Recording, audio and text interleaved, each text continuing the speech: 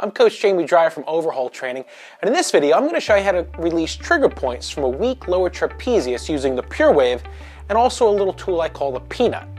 Then I'm going to go ahead and briefly explain to you how this muscle works and what its most common reason for ending up with issues is. And then last, I'm going to go ahead and show you my most favorite exercise for getting this particular muscle strong so it could do its job better in the future. For trigger points in the lower trapezius, I use the point stick on the Pure Wave. And the most common spot you're going to find a trigger point in your lower trap is going to be on the bottom inside of your scapula. So, scapula, remember, is your wing bone here. Here's the lower point of mine, right? If I come just inside a little bit and up, this is where you're going to want to look. Throw the sucker on and dig in. You like how I did that with one hand? Pretty good, right? The other tool that I told you about, I called it the Peanut, is essentially two tennis balls taped together. And what you do with this is you lie down on the floor and you try and place this between your shoulder blades with your spine running down between the two balls. And you essentially just look around for that same trigger point we were hitting with the Pure Wave. And in this case, you're putting your body weight into it. Which, just so you know, so you're not surprised when you get there, it can be pretty intense. Most people find it awfully uncomfortable, but it's another way of getting at the same trigger point, using more pressure. All right, gang, anatomy refresher time. Here we go. If you imagine your lower rib and how it runs around and then meets up with your spine, if you go ahead and put two fingers on that particular vertebrae where the ribs attach, and then crawl them up your back to right between your shoulder blades, and if you look at all these vertebrae down there, they all have the lower trapezius attaching to them. And all these different fibers basically come up and wrap around kind of like a V and attach to your scapulas. And when they engage, they help pull your scapula down, and then also they help pull your back into extension. And the most common time that this is going to be called upon to do its job is when you're using your arms in front of you.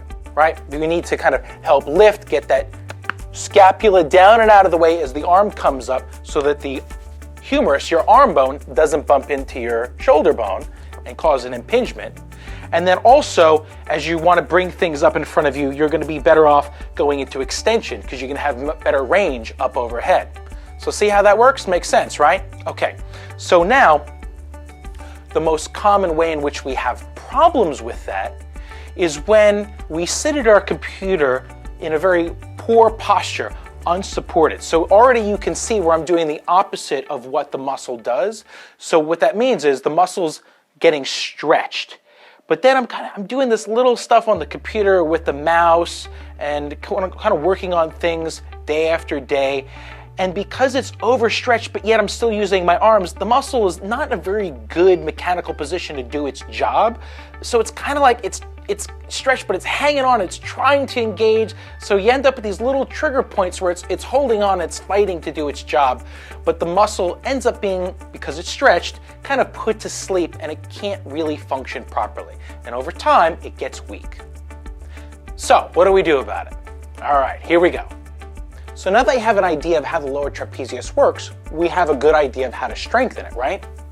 Once you've done your trigger point work using the Pure Wave, the next thing I recommend doing is we're going to start doing some exercises. So we know that it engages most when we lift our arms up in front of us. And as you get farther back, it engages and gets an even tighter contraction. You could do this two arms at a time, but I prefer doing it one arm. I just, for some reason, find I get a much better contraction. So this is how we're going to do it. I get a hip hinge, and I'm keeping my back relatively flat. The arm that I'm working on is hanging. I want to try and let that shoulder blade start to sink down a little bit. You should see there's a little bit of a round in my upper back, and my shoulder blade is kind of up and forward. Now, I'm going to make a fist, thumb is up, and as I raise my arm, I'm also taking my shoulder blade and sliding it down my back. And then as I get to the top, you should be able to see that my back is starting to extend a little bit, my upper back particularly. I come back down, my upper back rounds a little bit again, and my shoulder blade slides up and down and forward. Up and forward. Back up.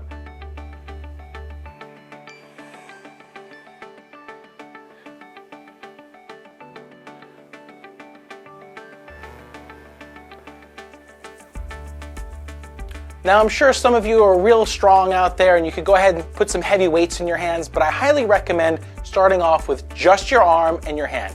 That's a good amount of resistance, especially if your trap is weak already. Focus on the very top of the range of motion, getting a really nice strong contraction up there, going for 8 to 12 reps, 2 to 3 sets, and then over time, as it starts to become easy, then you could start adding smaller weights, 2, 3 pounds, 5, 8, maybe you'll become a macho man and even move up to a 10 or a 12 pounder. But 10 or 12 pounds for this particular exercise is a lot of weight. And if you're doing this exercise because you have some issues potentially in your lower trap, you shouldn't be starting off with the high end. So be very humble, start off with just your arm and focus on a really good, clean contraction. I'm Coach Jamie Dreyer, and I'll see you in the next video.